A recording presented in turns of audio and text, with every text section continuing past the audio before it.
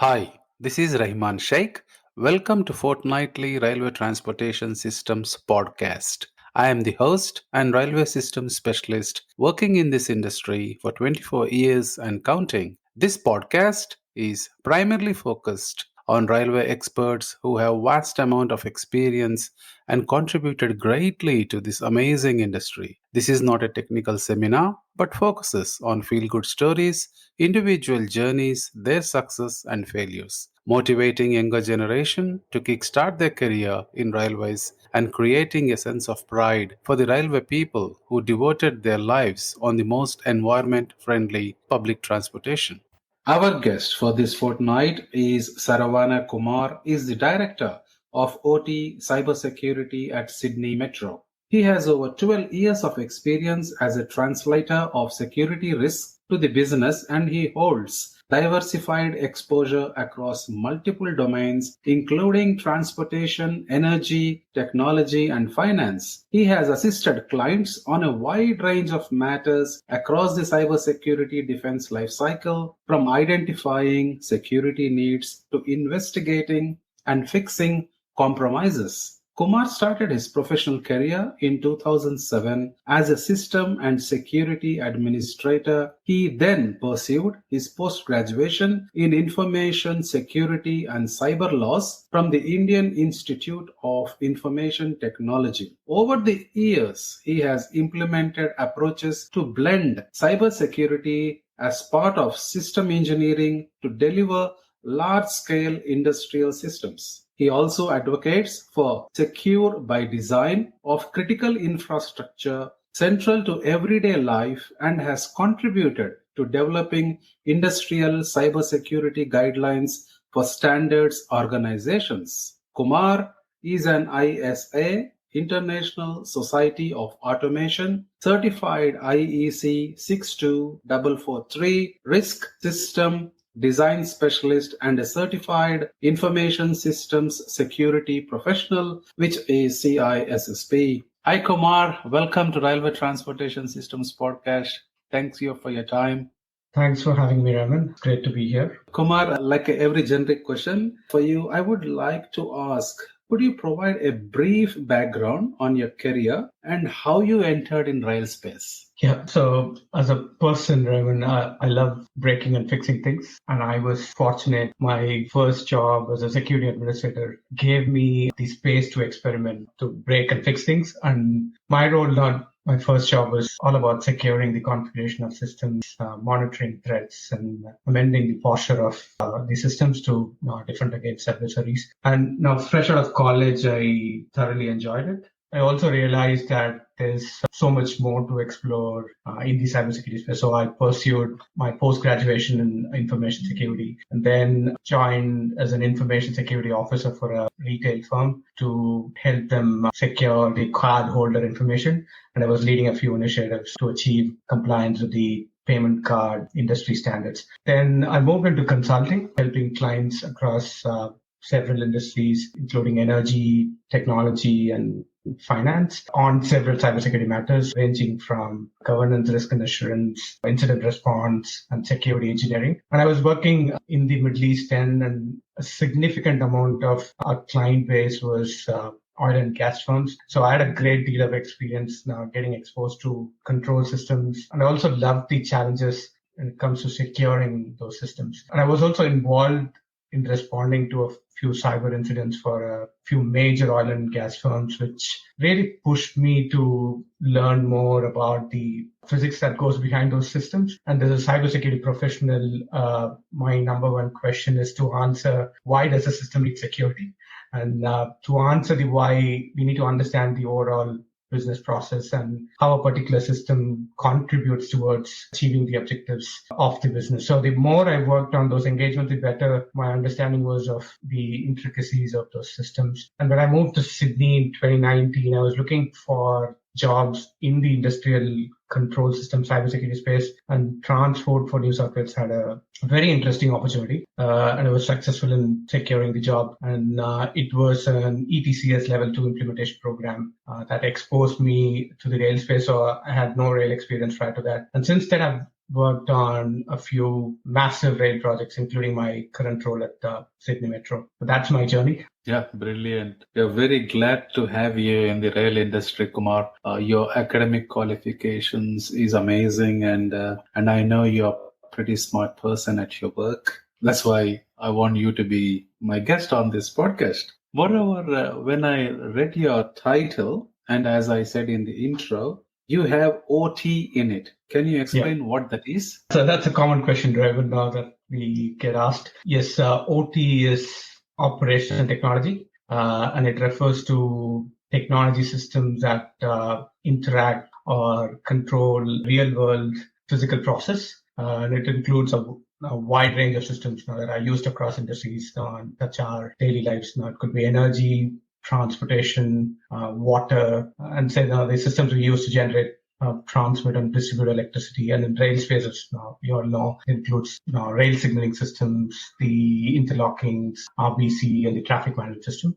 And fundamentally, these systems have a different set of operational objectives. If you compare them with traditional information technology or IT systems, which we use for managing information, say in the rail space again, the passenger information system that are used to interface with the commuters, providing accurate and timely information for them to plan their journey. So the operational objectives of systems that are used in the OT or operational technology space is predominantly to provide reliable, safe, and efficient service. So again, if you take the rail example, commuters now would want reliable, safe, and undisrupted transportation service provided by these systems. But in the IT space, it's all about protecting the information and ensuring it's now accurate and available for consumption. And due to the difference now in the operational priorities, the security strategies and approaches that one would use within the IT environment is not always transferable to an OT environment. And we should be very meticulous now in enforcing security controls, especially systems that are responsible for mission critical functions, say safety.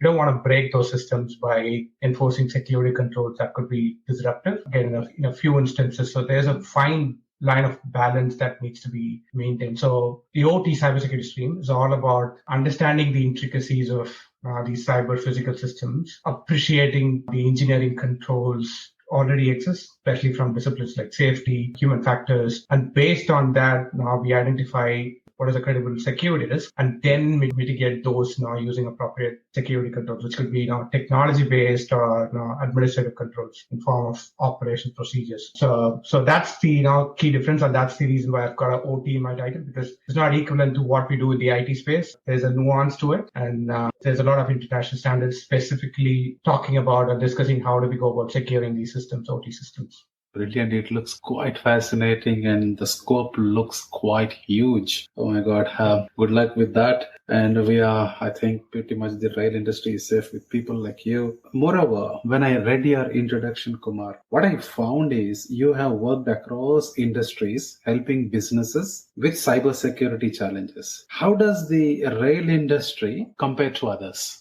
Yes, that's a great question. Yes, I've worked in both IT and OT environments. Like I said, I started off my career as a system and security admin for a software service provider, moved into retail, and then jumped into consulting, got exposed to the OT side of the world or the control system. So like I mentioned previously, because of the operational priorities that we just discussed, OT systems within industries like rail have an entirely different set of challenges when it comes to cybersecurity. Unlike IT, the OT systems last for decades, and there's always a chunk of legacy system or in a few instances purpose-built systems that reside on the production floor with its own constraints that needs to be worked around. And due to the mission critical functions, say signaling and safety, there's always an expectation for those systems to be available, which makes disciplines like cybersecurity and the cybersecurity defender's job tougher to assess and make modifications to the security posture of those systems. And also the life cycle, if you look at it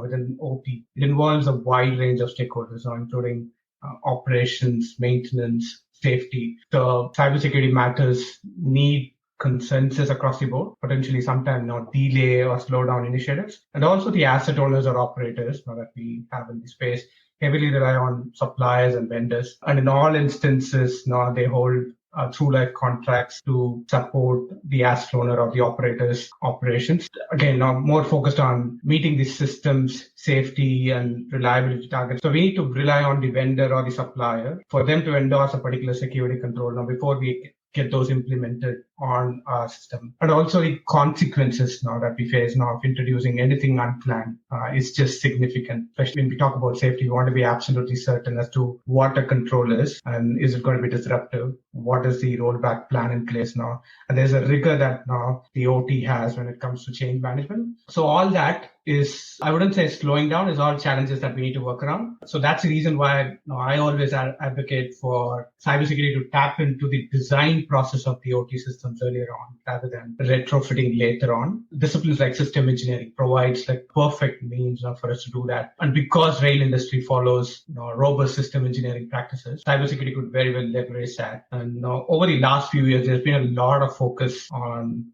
cybersecurity within the rail industry. And now recently there was a rail specific cybersecurity technical specification that came on, or TS 50701, which was released by CENELAC, which was derived again from another international standard called 62443, which is a generic industry agnostic cybersecurity standard for automation and control systems. So there's a lot happening, but it's going to be a journey for the rail industry. Yeah. I'm very much delighted to know that we are doing really good. So when you touched about TS 50701, you said that it's a CENELAC standard. Is that new or is it existing for a period? The standard was released in 2021, if I'm not wrong, by CENELAC. Like I said, it's not a standard, it's a technical specification at the moment, translating 62443 in rail context based on the nuances of the rail industry. So that itself is a big win, because for the community, now the more standards like these or technical specifications like these, now we get a better understanding of cyber risks and the gaps that must be addressed now to move the risk needle.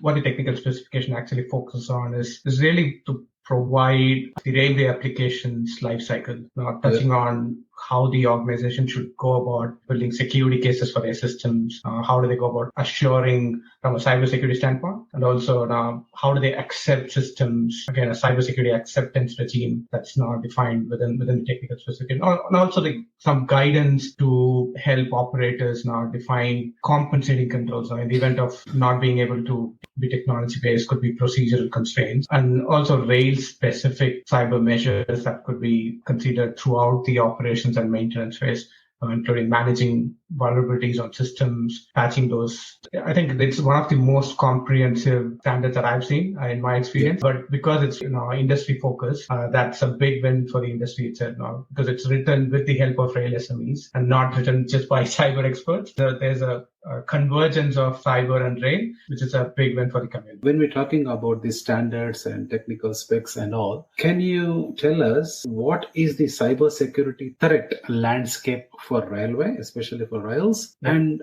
how should we as organization protect themselves? Over the past 2 decades now, we all know the advancement of technology across industries now have significantly changed how industries operate. And now rail industry is no exception to that. Now we've got increased digital connectivity, and we use smart things that have changed rail operations altogether. And now the industry is also realizing the benefits of connecting information, say from operational train control systems now for data analytics and making informed decisions on rail operations. But the other aspect to it is now it also exposes the rail infrastructure, and it increases the risk of cyber attacks, because now we didn't have that interconnectivity prior, like probably 2 decades ago, but now there's just so much of interconnection networking that's happening across these systems. Now it just increases the exposure. And also the impacts now that these attacks range now from damaging the critical rail infrastructure itself. It could result in disruptions or even revenue loss. Now in instances, it could also be resulting in potential non-compliances with legislative and regulatory requirements. So it's always important for an organization to have a framework to manage cyber risk that will enable the rail operators to know what threat exists, insider threats, hackers, supply chain. And it is very dynamic these days now, given the amount of development that we have in the technology space. So now the organization should be on top of what are the threats that are targeting them, how could these threats exploit or compromise the rail systems, and what weaknesses are they going against, and now what controls can be put now in place to ensure that now we defend against those now threats. So it's always not the technology bit. Now often there's a misconception that cyber is all about technology, but that's not the case. And it could be procedural and administrative because there's a big aspect of process and culture when it comes to cybersecurity. So it's not always technology based. And especially for cybersecurity in the rail space, now I see there is a need to have an interdisciplinary approach when it comes to defining controls, especially between operations,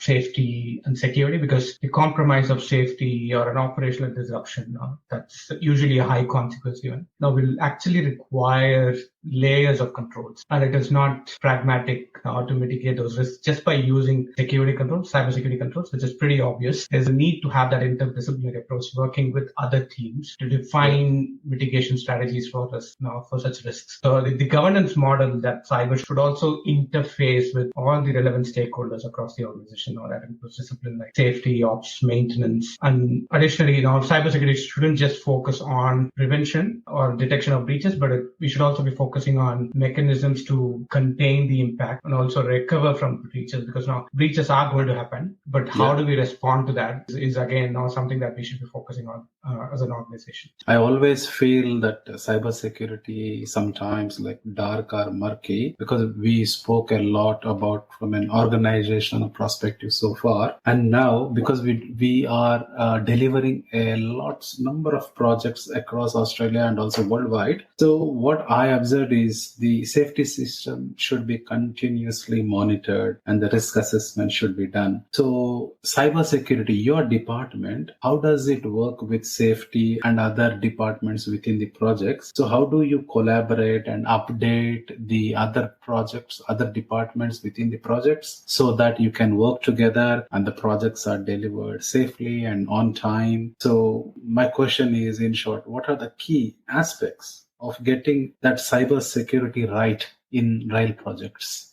The security mantra, Raymond, is secure by design. So the right way to do it, start from the very beginning of the V model and embed cybersecurity across all phases of the lifecycle, now, right from the conceptual stage. Understand what risk and compliance obligations must be considered as part of your business requirement. Now, this may require a high-level cybersecurity risk assessment very early in the project stage, based on the preliminary understanding that you may have of the operations and maintenance concept. And now it is critical to define also a cybersecurity management plan that now will probably sit under your system engineering management plan that discusses the governance and assurance regime, listing all the activities that will be carried out across different phases of the V model as per the project's engineering management framework. And now it should discuss the responsibilities of stakeholders, what artifacts and deliverables are expected from all the entities who are involved, say the system integrators, suppliers, vendors. And now once we get into the system definition phase, now the requirements must be fleshed out further, and the system level requirements that we've got must also be apportioned for subsystems, so that pathway to integration of cybersecurity controls across the system is clear to every entity that's now involved in engineering the system. And I've also noticed now it gets really challenging to manage, especially the accountabilities related to security control deployment. Now, if you don't have that defined well enough, it's going to be very challenging for projects. And it's also good to spell out requirements where possible, not really refer to an entire standard, not dropping document name. Again, to an extent or wherever possible, you should be very explicit on requirements, because now if you drop in a standard, now it could be misinterpreted and the objectives now may not be met. And also through the design phase, now just ensure there are no silos, because now it's all about integration, yes, but now there may be instances where we'll be duplicating controls across multiple components or subsystems. So that's something that now we should be mindful of. And also it's important to think about operational readiness, the aspect of the system well in advance, so that once the system is handed over, cybersecurity is also considered as part of the operator's BAU when it comes to operations and maintenance phase. And even the testing and commissioning regime I think cybersecurity should be front and center of that as well to validate if the controls designed and deployed are actually effective. And like I said, now the controls could be technology based or procedural controls from an operation standpoint. So really the bottom line here is cyber should tap into the model, and it should engage with all those different disciplines across all phases, right from the concept stage to the actual realization of the system. Yeah, I completely agree with you because even in my previous podcast, when I interviewed people with systems integration discipline and systems testing and commissioning, even they said the same thing that their department should be involved right from the beginning of the V and V cycle and not at the right side of the V cycle. And your thing where you said secure by design, I really like that point. Yeah. And I think pretty much most of your insights you brought in are really good. And I think put a lot of information into it. Thanks for sharing that. And moving across, after the project, so we spoke about organization, then we spoke about projects. And the question is when we hand it over. So you already touched that, like operational readiness. So what's the role of rail operators, service providers, product suppliers in ensuring a safe and secure rail operation?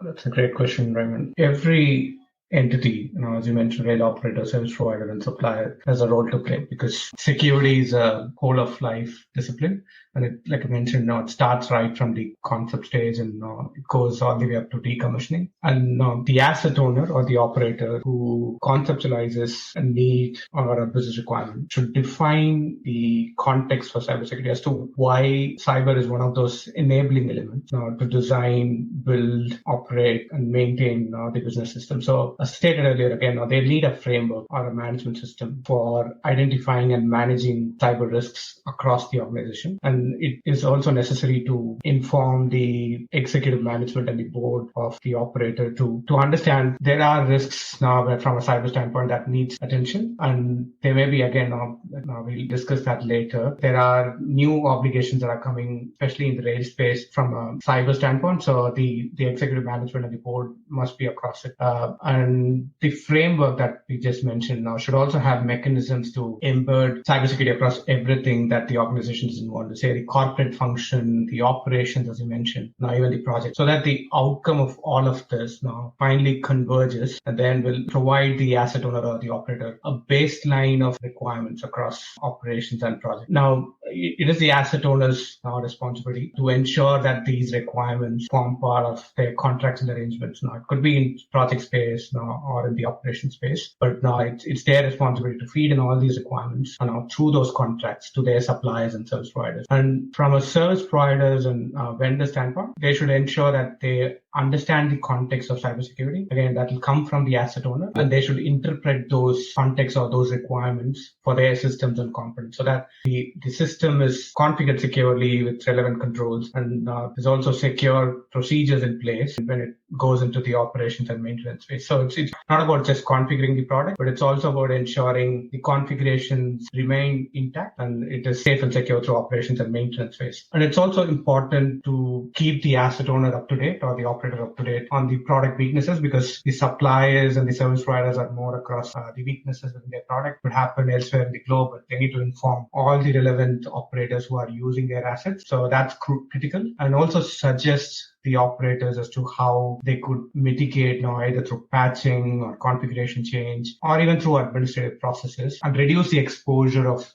those weaknesses from an operator standpoint. And since cybersecurity plays a significant role in systems reliability and efficiency, I think it very much ties the responsibility across the service provider and vendors and supplier landscape, because they have that obligation even if it is not spelled out explicitly in the contract, because cyber is a discipline that will impact the system reliability and efficiency. I think they should constantly keep the operator up to date on the cyber exposure of their products and services. And finally, across all entities, the operator, service provider, suppliers, they must have or should have a cybersecurity culture program that consistently reminds their employees of their role, no matter what they do within the organization. So they all contribute towards secure business operations. And because now security is everyone's responsibility, Agree. Yeah. I think the information and the insights you brought are amazing, Kumar. So, in all our discussions so far, what we covered from a cybersecurity perspective is what, how, and why. But irrespective of everything, we do everything right, there are incidents still happening. So, for example, in the recent Australian companies, we have heard the news about major cyber attacks. So, could you shed some light on how all this we spoke about could influence government cybersecurity? Yep, absolutely. They could influence the security posture of the sector to a great extent. But in my view, the approach that's used to influence is critical. Now, what approach do they adopt? The directives and the acts now that are enforced on sectors should be outcome focused and define what must be achieved rather than being very prescriptive and telling how it should be achieved. Because every sector or organization now will have its own risk appetite and methods to mitigate risks now pertaining to them. And now to achieve the desired outcome, now they could use now different methodologies and approach, right? So getting prescriptive is not going to work. And over the last 2 years now, there have been some significant amendments to the cybersecurity obligations for sectors like transport, because the Security of Critical Infrastructure Act, the SOCI Act, was amended recently to include public transport assets to the list of critical infrastructure. And what it implies is a few cyber-related obligations now apply to public transport assets. Not all the assets, but not those assets that meet the definition of critical public transport asset now within the Act. The key obligation is for entities now who are licensed to operate the asset. They must register their asset as a critical asset with the Department of Home Affairs and also inform them of the ownership and the operational arrangements that they have in place, because it's going to help the government understand which entities are involved now in influencing a particular asset and how it could impact national security and resilience. And under the Act, now entities now also must report cybersecurity incidents to the Australian Cybersecurity Centre within defined timeframes, because the government now wants to have a view of what's happening across sectors now from a cyber standpoint and how adversaries are exploiting systems, and what is the exposure when it comes to the critical infrastructure, and now what are the different tactics and techniques that are being used by the adversaries to harm our systems. And if necessary, they could also intervene and assist the organizations now in responding to cyber attacks. Now, even answer, I think they've made some changes to the notifiable occurrence list, because it includes now reporting of cybersecurity events that threatens now safety of people or rail operations. So there's a lot that has changed. And I think, again, it's going to be a journey for the rail sector, because now I think there's more to come given the geopolitical situation and the events that are unfolding in the cyberspace. I think it'll just get more ammunition for governments to come after sectors. And I think it's a good thing. Now it's going to improve the maturity, because the operators have to now comply by law. And yeah, that's going to improve the posture of the entire sector. It's good. Beautiful. I was about to ask, where do we go from here? And actually, you covered it pretty much. So I think within this short podcast, this topic, cybersecurity, is very complex, and many people requested me to bring someone onto the podcast who got this cybersecurity experience, and I really liked your profile. You're young, energetic, and have come from some very great institute, which is IIT. Thanks for your time, Kumar. It was really insightful. And before I let you go, I would like to ask you one final question. What's your advice for someone pursuing cybersecurity as a career option? Yeah, that's again a great question.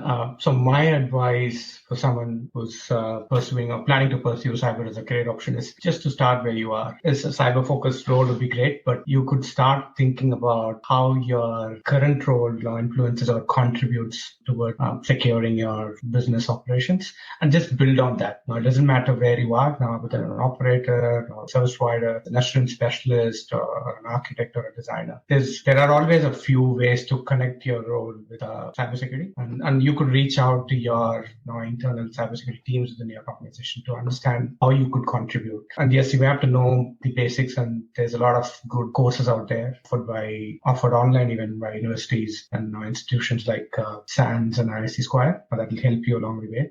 And one other thing to keep in mind is cybersecurity is not only about technology. There's a significant piece of process and culture aspect to it. So you really don't need a lot of technology technology background to enter cyber. And we want more hands-on tech, so everyone's welcome. Beautiful. Thank you. Thank you, Kumar. Thanks for your time. It was great discussion with you. Thanks, Raymond. It was a pleasure talking. Thank you. I believe everyone listening to this podcast has got something to take away from today's discussion. If you like this podcast, please listen, follow, and share this podcast within your network. If you believe we should be sharing your story or someone within your network, there is a railway leader who should be here sharing his or her contribution to this industry, contact me on railwaytransportationsystems@gmail.com. Thank you for your time today. See you next fortnight. Until then, stay safe and take care of yourself.